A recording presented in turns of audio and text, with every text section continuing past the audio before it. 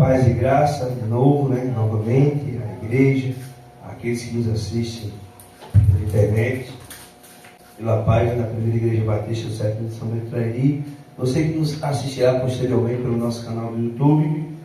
Quero agradecer aqui a presença de Ana, novamente, de Josi, já vieram outras vezes, estava participando da Semana da Criança e do Adolescente, e pela primeira vez, Yara está aqui no nosso meio, Seja bem-vindo, a casa está aberta sempre que quiser voltar.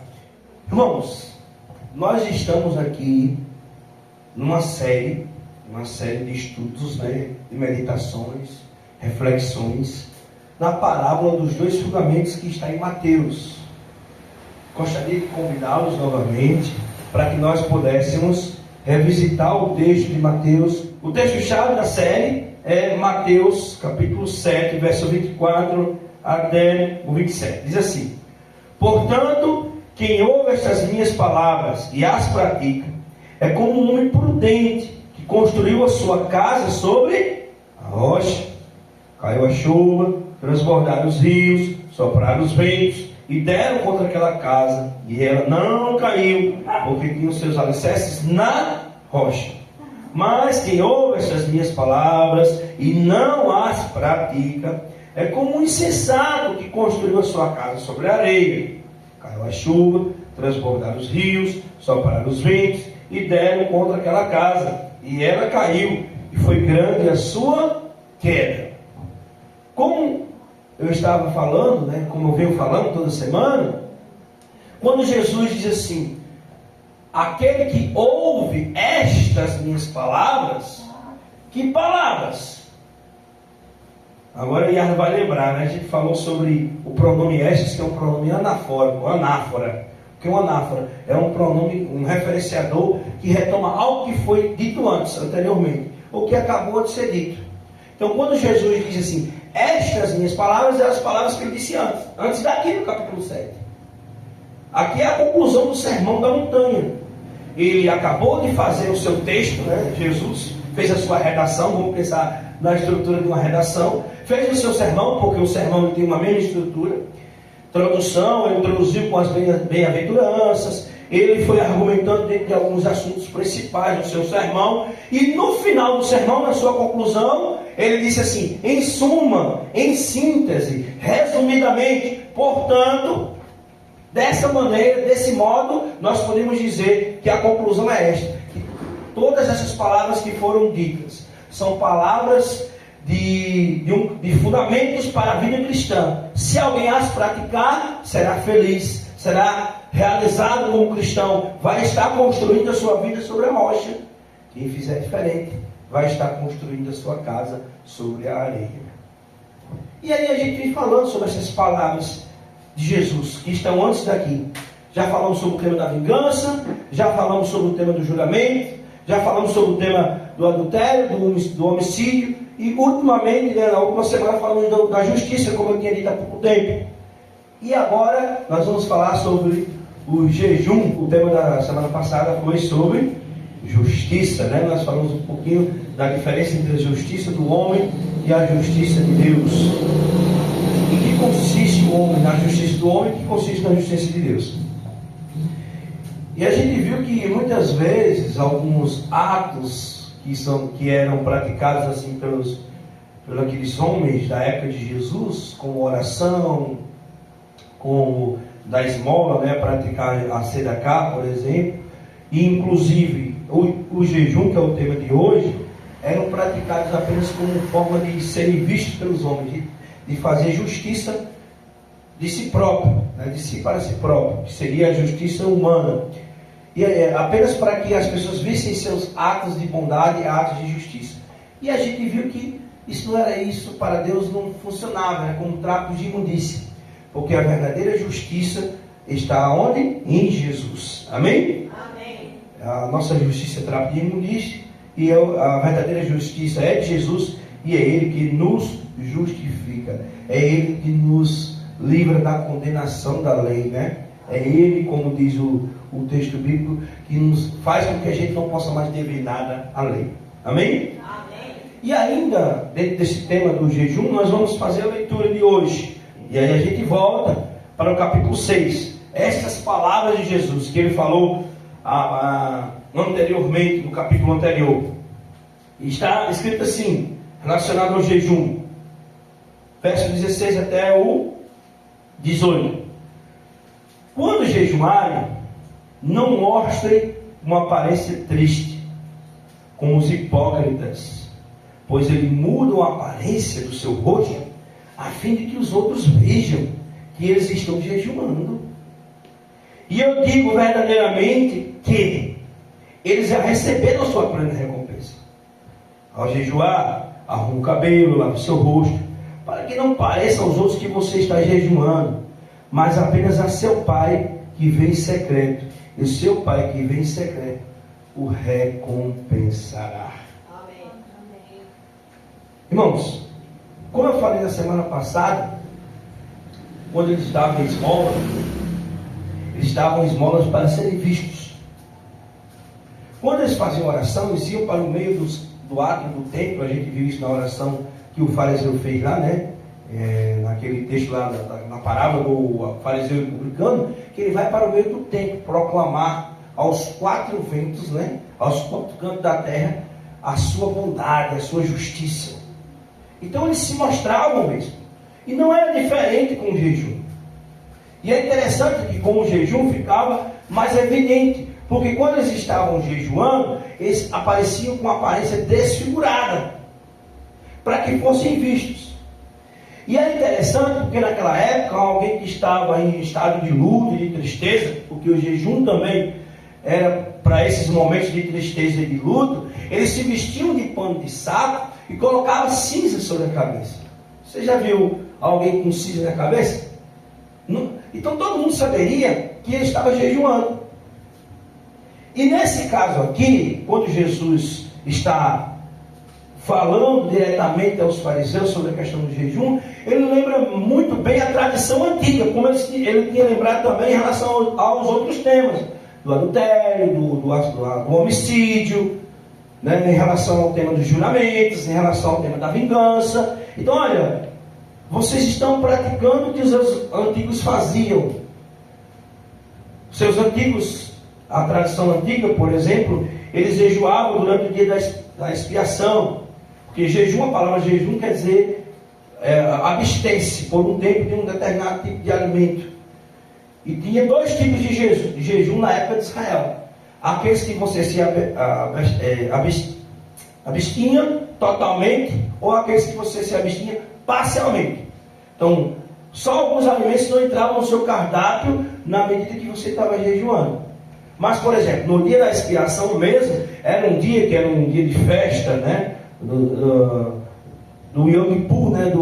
Dos sacrifícios anuais, né? Que o sumo sacerdote oferecia sacrifício em nome dele do povo, para o perdão do pecado dele e do povo. Naquele dia, esse jejum que era pregoado era um jejum de abstenção total de alimentos.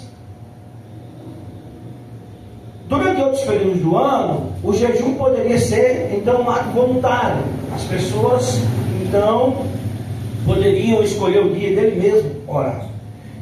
E alguém poderia não saber que ele estava jejuando, mas nessa cultura de Israel, muitos deles, quando jejuavam, eles praticavam isso. Eles colocavam cinza sobre a cabeça. Então, aqui é interessante, porque já diante do contexto aqui do Novo Testamento, os fariseus, eles faziam isso para serem vistos propositalmente, assim como eles faziam com a oração e com as esmolas, para serem vistos. Aí é que eles colocavam o pano de saco. Então, eles saíram do propósito da religião. É como eu disse, nós temos que compreender muitos temas do Antigo Testamento à luz da revelação de Jesus. Jesus, tendo falado outrora, muitas vezes pelos profetas antigos, nesses últimos tempos, isso está lá em Hebreus capítulo 1 e 2, tem falado por meio do Filho, no qual nós temos encontrado plena revelação. Então a revelação de Deus sobre o tema do jejum é dizer, olha, da forma que vocês jejumam, assim como ele disse com o juramento, da forma que vocês juram, da forma como vocês praticam a justiça, para mim não vale nada. Isso não está mais funcionando. Porque agora a religião de vocês passou a ser algo apenas supérfluo, artificial e uma experiência apenas ritualística. E quando a coisa deixa de ser genuína e verdadeira, de uma experiência com Deus, com o divino, e passa a ser uma experiência apenas de ritual, e isso a gente trazendo para os dias de hoje, os rituais podem não ser o jejum, mas o culto. Alguém que é católico que está me ouvindo, só ir à missa por ir à missa, porque tinha tradição, porque seus pais iam. Ou você ir para a sua igreja, a igreja dos seus pais, só porque eles vão. Ou simplesmente ter aquela doutrina de fazer algo, ou deixar de fazer algo, simplesmente pelo ritual, pelo costume, pela tradição. Quando isso se torna algo assim monótono, rotineiro e muitas vezes enfadonho, de uma vida espiritual muitas vezes medíocre e longe de Deus, então pode ter certeza que esse tipo de religião não faz mais sentido para ninguém.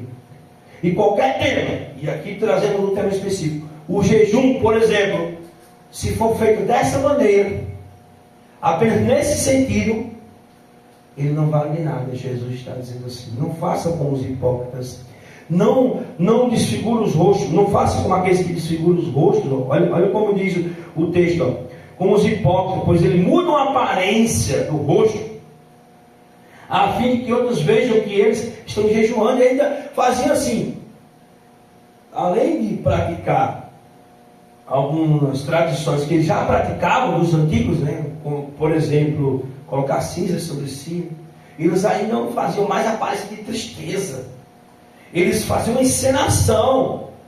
E hoje nós vivemos num mundo, e aí eu vou ser até forte agora, em que as religiões vivem ensinando uma espiritualidade que não tem, às vezes no culto, às vezes gritando e pulando, imitando inclusive uma voz que não é dele, não é uma coisa que sente de verdade, apenas para impressionar alguém que está vindo ao culto, apenas para que, sei lá, diga que ali está tendo a manifestação do poder do Espírito Santo, e às vezes o Espírito Santo não é isso. A gente já falou até um tema sobre o Espírito Santo. Não é isso que identifica, não é isso que é marca do Espírito Santo na vida de uma pessoa, porque os frutos do Espírito Santo são muito maiores do que isso: amor, bondade, misericórdia, paciência, bondade, benignidade. Então assim, nós temos que entender que a religião não pode ser essa religião de aparência. E se a gente ainda for pensar sobre a questão do tema do jejum, eu queria convidar vocês a refletir comigo ainda sobre alguns aspectos. Eu disse já para que os jejum ele servia na época do Antigo Testamento. Quando era um momento de luta, alguém morria na família, Davi ficou enlutado, vestido de pano de saco, ele cobriu-se de cinza, né? Jogou cinza sobre a cabeça e fez um jejum. Quando ele queria pedir algo, por exemplo, de Ana também, que queria que Deus abrisse a madre dela, ela não podia ter filho. Então o jejum ele tinha muitos propósitos, né? Durante a história do povo de Deus. Outras vezes também, quando a nação estava em pecado, eles iam pedir perdão. Você via também, eles jejuavam para que Deus pudesse ouvir e perdoar os pecados deles. E depois que o povo voltou do cativeiro lá de Babilônia, a gente vê isso aí quando a gente já estudou aqui Neemias e Esdras, eles faziam de uns dias próprios e festivos para comemorar e jejuavam nesse dia, como uma atitude de gratidão também. Não era só para obter um favor, não era só um sentido de fazer uma barganha com Deus. Eu estou jejuando, porque tem gente que pensa assim, igual diz, eu dou um dia para Deus me dar de volta bênçãos maiores. Isso é salvação por obras. Eu faço para que Deus possa fazer comigo. E a gente sabe que a salvação é pela graça, pela fé. Jesus me salva. Eu penso que eu sempre falo essa questão da ilustração da cruz. É como essa cruz aqui. É de cima para baixo. A graça de Deus, o perdão de Deus em direção a mim. E que tudo que eu fizer em matéria de religião, eu faço porque eu já recebi de Deus. Se eu faço uma boa obra, dou uma esmola, como os fariseus faziam, não é porque eu vou fazer isso aqui, ó. Primeiro, vou fazer isso. vou fazer isso aqui primeiro, para que Deus depois me dê isso aqui. Não, primeiro eu recebo de Deus, e todas as outras coisas, jejuar, ser generoso, orar, serão resultado disso aqui. Então nós temos que entender, até mesmo o evangelismo, uma obra de Deus, quando eu recebo a graça de Deus, o perdão, né, Eduardo? Você teve a bênção de ser abençoado essa semana, você sente vontade e desejo de levar para outras pessoas. Por quê? Porque você recebeu de Deus, agora você entrega. Agora ninguém entrega nada que não recebe. Porque alguém passa 10 anos na igreja e nunca fala de Jesus para uma pessoa, porque ele nunca sentiu Jesus de verdade, mas na medida que ele sente, que Jesus toca nele, ele vai ter vontade, porque ele recebeu. Amém. Vamos pensar, só entrega quem recebe. Eu só entrego perdão a alguém, eu só perdoo alguém, se eu receber perdão de Deus. Eu só sou generoso com alguém quando eu reconheço que Deus foi generoso comigo, misericordioso comigo. Eu só posso ser bondoso com alguém se eu entender que a bondade de Deus me alcançou. É isso que nós temos que entender, que é o verdadeiro evangelho. Amém?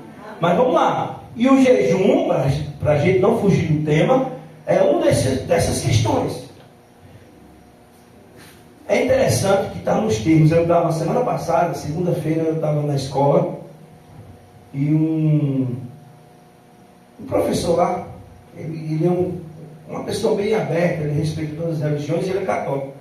E ele chegou para mim e disse: e aí, você fez sua penitência, quando você faz suas penitências? Aí o outro me ignorou: não, ele é evangélico, não é penitência não, é jejum. Penitência e jejum é tudo a mesma coisa, né?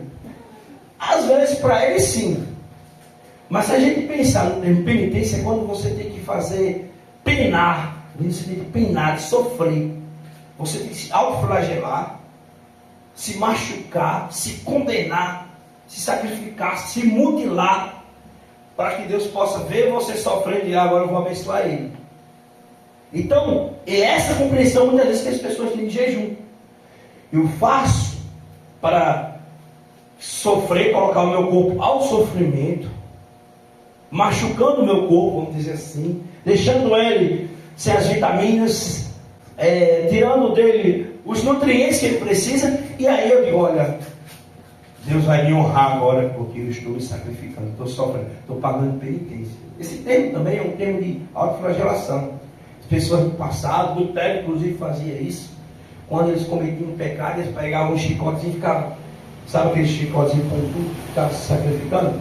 Lutero só entendeu a salvação pela graça no dia que ele estava fazendo isso, se autoflagelando, e lembrou que o justo viveria pela fé, que ele não precisava daquele sacrifício todo para receber o perdão de Deus, porque Jesus já sofreu, já se autoflagelou por nós, né? Carregou a nossa culpa, a nossa dor, o nosso sofrimento. Então, nesse sentido, o jejum não pode ser compreendido dessa maneira. Se em algum momento, na tradição antiga, muitos puderam pensar dessa maneira, Jesus está dizendo: olha, não é isso. Isso que Jesus está dizendo, esse é o ponto central da mensagem. Olha, entra no teu quarto, em secreto, lava teu rosto, fica alegre, tem uma aparência, não precisa demonstrar para ninguém. A sua justiça não precisa ser vista pelos homens, até porque você não precisa demonstrar para ninguém que está sofrendo, nem mesmo para Deus, para mostrar que você precisa de recompensa dele, porque a sua justiça é como trapos de imundícia. Então você só precisa da minha justiça. Então você só precisa o quê? Você só precisa de mim. Não precisa mostrar para ninguém que você é melhor, que você jejuma. Então também não pode ser nenhum rito religioso uma maneira de você se promover como cristão. Nem se promover na igreja para assumir o cargo de liderança na igreja, nem se promover na vida. Fulano é um homem de Deus, ele ora, ele jejuma. Então às vezes ele talvez nem ore na sua intimidade com Deus, mas na igreja está de joelho de oração para todo mundo ver, no templo fazendo altas orações, como Jesus dizia que eles faziam orações em voz alta para que todos pudessem ouvir em praça pública. Então não é esse tipo de religião que Jesus quer, uma religião de aparência ritualística. Não é esse tipo de religião que Jesus quer de nós. Amém? Amém. E para finalizar, ainda no Velho Testamento, não sei se nós vamos ter tempo de falar aqui, mas eu vou mencionar. Você vai... Não, vamos fazer o seguinte, vamos fazer a leitura. Isaías. Para você ver que Deus não aceita um jejum só pelo jejum. Mesmo já no Velho Testamento, Jesus está dizendo aqui de novo, confirmando, mas Ele não aceita o jejum apenas pelo jejum, certo? Isaías 58. Olha o que está dizendo. Assim como muitos temas na Bíblia, sacrifícios, as pessoas ofereciam sacrifício e Jesus dizia assim: misericórdia quero, não sacrifício. Não é esse tipo de sacrifício que eu quero? Olha o que Jesus fala sobre o que Deus fala sobre o jejum aqui em Isaías 58. O jejum que eu desejo não é este. Agora o este aí, vai ser catafórico, 2 pontos. O jejum que eu quero é este, é o que está na frente agora. Olha o jejum que Deus quer. Soltar as correntes da injustiça, é isso que eu quero. O verdadeiro jejum é esse. Combater atos de injustiça. Desatar as cordas do jugo, pôr em liberdade os oprimidos e romper todo o jugo. Não é partilhar sua comida com os famintos, abrigar o pobre desamparados, vestir o nu que você encontrou e não recuar a ajuda ao próximo.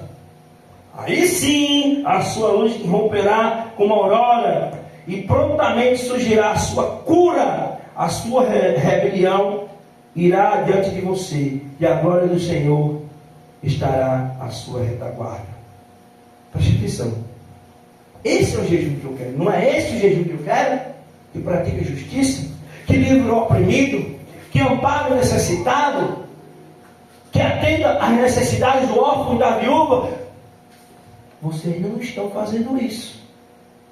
Vocês estão jejuando em busca de cura, mas a verdadeira cura de vocês só acontecerá de verdade quando vocês realmente estiverem jejuando, mas seu coração estiver em mim.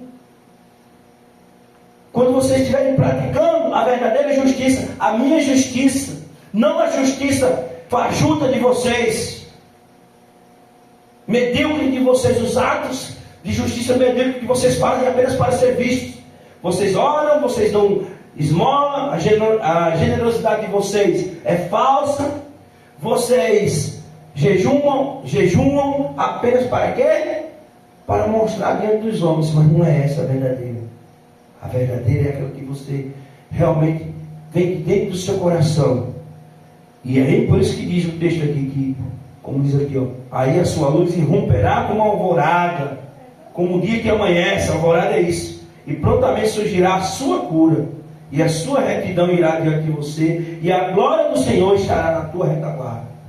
Deus estará protegendo. A forte mão de Deus, como nós cantamos hoje, estará contigo. Amém?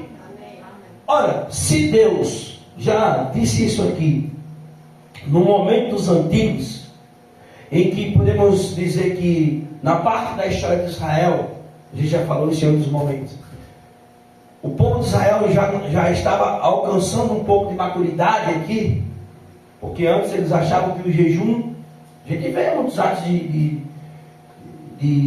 penitência, vamos usar a expressão que o professor usou lá no Velho Testamento, as pessoas sendo penitentes, colocando o corpo ao estresse, não é?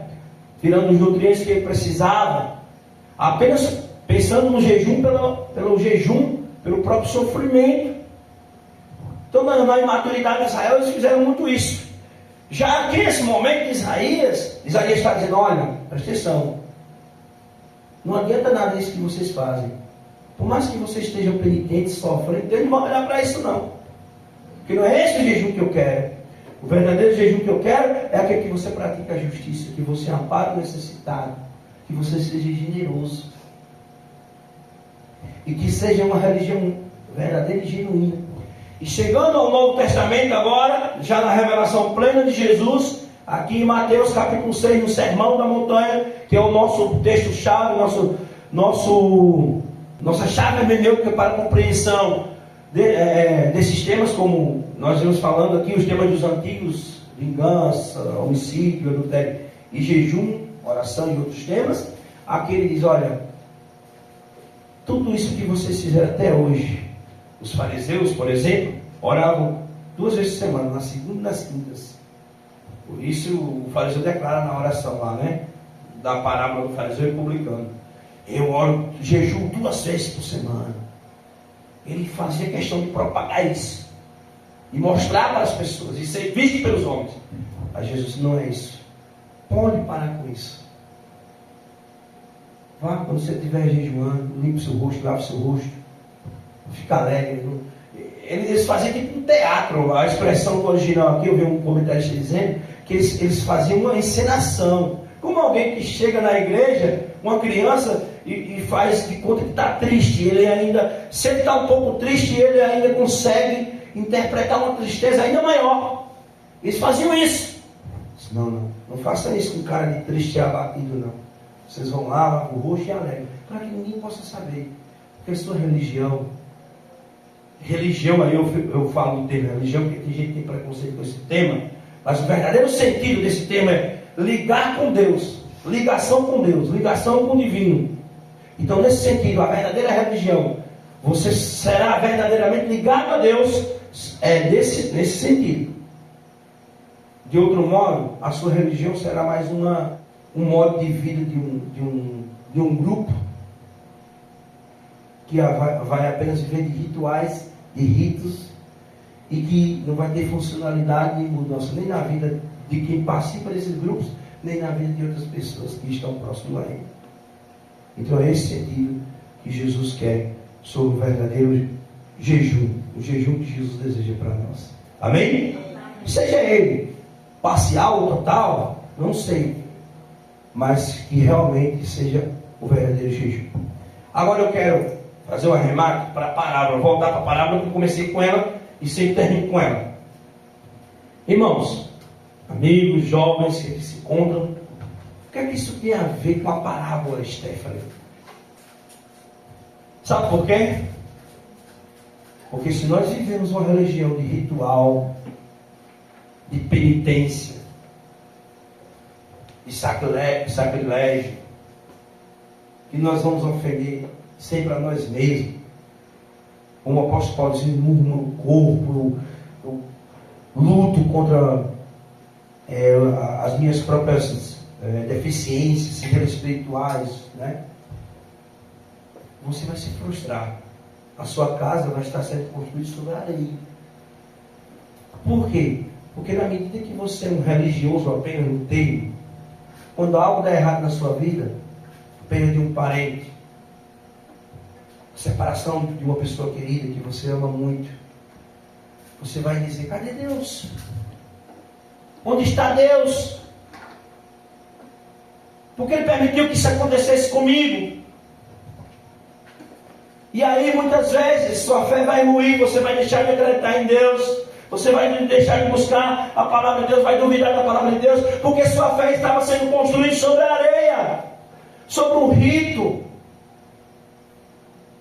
sobre a cerimônia religiosa apenas. Eu jejuava, eu devolvia o dízimo, eu guardava os mandamentos de Deus, eu orava a Deus, eu era um homem de oração, e porque Deus permitiu que isso acontecesse comigo? Porque você estava construindo sua vida sobre os ritos, sobre a areia.